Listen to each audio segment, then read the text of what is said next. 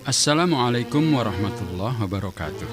Sahabat, Sunan Katong merupakan salah satu tokoh penyebar agama Islam di Kendal, khususnya di wilayah Kaliwungu. Beliau datang ke Kaliwungu kurang lebih pada tahun 1520-an dan wafat pada tahun 1574 Masehi. Kemudian jasadnya dimakamkan di komplek pemakaman Astana Kuntul Ngelayang di Desa Protomulyo, Kaliwungu, Kendal. Ada perbedaan pendapat mengenai nama asli sosok Sunan Katong sendiri. Menurut juru kunci di makam Kanjeng Sinuwun Sunan Katong, yaitu Bapak Humaydi, beliau mengatakan bahwa nama asli dari Sunan Katong yaitu Lembu Kanigoro, seorang adipati dari Ponorogo. Pendapat ini kemudian disangkal oleh KRA Hamaminata Niti Negoro dalam bukunya Babat Kendal. Menurutnya nama itu merupakan nama dari kakeknya Sunan Katong, yakni Batara Katong. Sunan Katong merupakan keturunan dari kerajaan Brawijaya. Beliau merupakan putra dari Raden Adipati Unus atau Sultan Demak II dengan Putri Pambayun yang merupakan putri dari Batara Katong Ponorogo. Kakeknya lah yaitu Batara Katong yang menjadi penyambung sanad antara Sunan Katong dengan kerajaan Brawijaya, karena kakeknya merupakan putra dari Prabu Brawijaya kelima. Kakeknya ini memiliki peran dalam misi dakwah Sunan Katong di Kaliwungu. Beliaulah yang meminta Sunan Katong untuk membantu Ki Mode Pandanaran atau sekarang namanya menjadi Ki Ageng Pandanaran berdakwah menyebarkan ajaran Islam. Ki Mode Pandanaran atau sering disebut dengan Ki Ageng Pandanaran ini kemudian memberikan misi kepada Sunan Katong untuk berdakwah menuju ke arah barat, tepatnya di sebuah pohon di dekat sungai yang berwarna ungu. Untuk menuju ke pohon tersebut tidak mudah dibayangkan orang, karena pohon tersebut merupakan pohon satu-satunya di Kendal.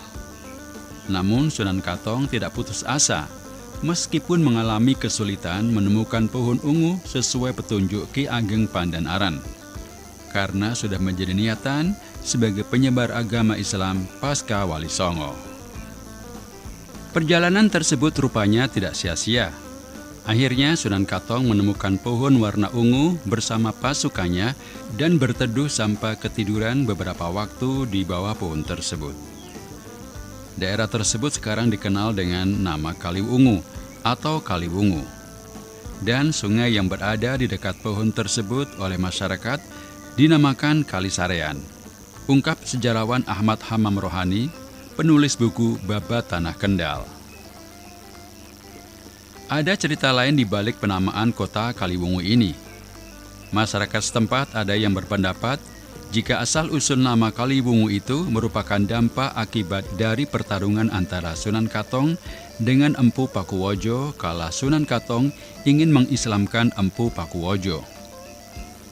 Pendapat ini mengatakan dalam pertarungan sengit ini berakhir dengan kematian kedua tokoh tersebut. Kemudian darah yang mengalir itu berwarna ungu. Dari warna darah tersebutlah nama kota Kaliwungu terbentuk. Dalam perjalanannya dari Semarang menuju Kaliwungu, Sunan Katong ditemani dengan para pasukan serta para santrinya. Pasukan dan santrinya bernama Wali Jaka atau Raden Panggul, Ki Tekuk Penjalin atau Tenku Penjianglin, dan Kiai Gembyang atau Han Bian, dan Raden Panggung. Dalam cerita tutur atau cerita rakyat terkenal dengan nama-nama Tekuk Penjalin, Kiai Gembyang, dan Wali Joko, kemudian bertempat di Pegunungan Penjor atau Pegunungan Telapak Kuntul Melayang. Selanjutnya Sunan Katong membangun sebuah padepokan di tepi Kali Sarean. Tidak disangka-sangka banyak santri yang berdatangan ke padepokan untuk belajar ilmu agama Islam. Penyebaran agama Islam di sekitar Kaliwungu itu tidak ada hambatan apapun. Untuk menyebarkan dakwahnya, Sunan Katong menciptakan sebuah suluk. Nama suluk itu adalah Serat Panitibaya.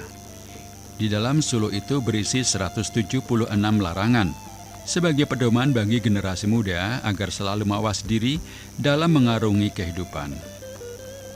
Pokok-pokok ajaran yang terkandung di dalamnya adalah 1. Kewajiban manusia pada Sang Pencipta. 2. Sifat-sifat tidak terpuji dan yang harus dijauhi.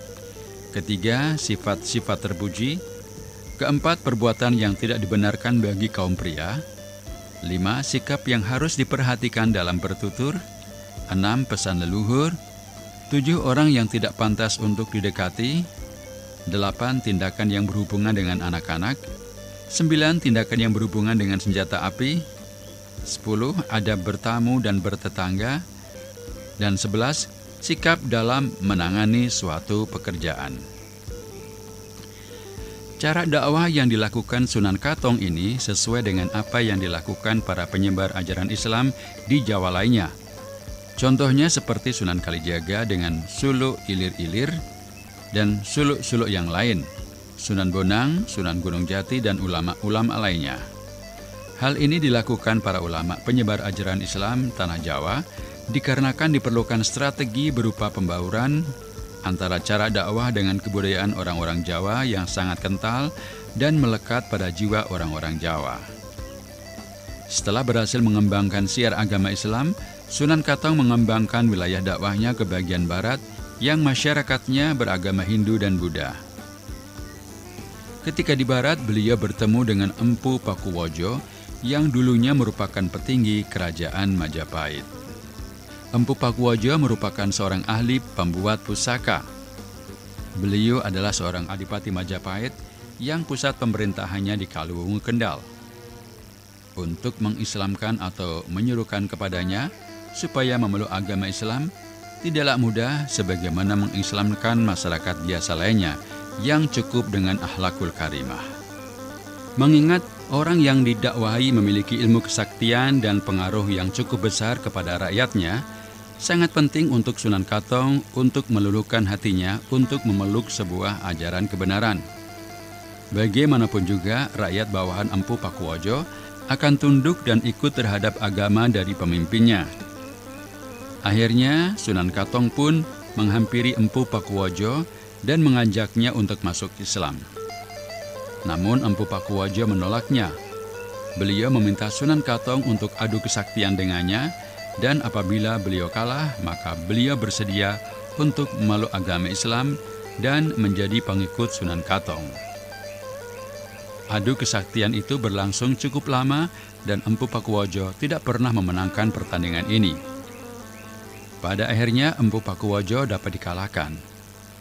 Beliau kemudian menepati janjinya untuk memeluk agama Islam serta mau menjadi pengikut atau murid Sunan Katong. Melihat dari cerita tadi, Sunan Katong tidak main-main dalam misinya untuk menyebarkan agama Islam di Kendal, khususnya di Kaliwungu. Beliau rela mengorbankan jiwa dan raganya dengan penuh demi untuk menyebarkan agama kebenaran ini. Hasil atas usahanya yang besar, pada akhirnya ia mampu dan berhasil mengislamkan petinggi di sana, yakni Empu Pakuwojo. Selain itu, dampak dari kiprahnya itu telah membawa Kaliwungu saat ini menyandang sebagai kota santri, kota yang penuh dengan pembelajar agama, kota yang banyak pondok pesantren. Ini menunjukkan bahwa Sunan Katong mampu membuat masyarakat Kaliwungu tetap berpegang teguh kepada ajaran Islam walaupun setelah kewafatannya.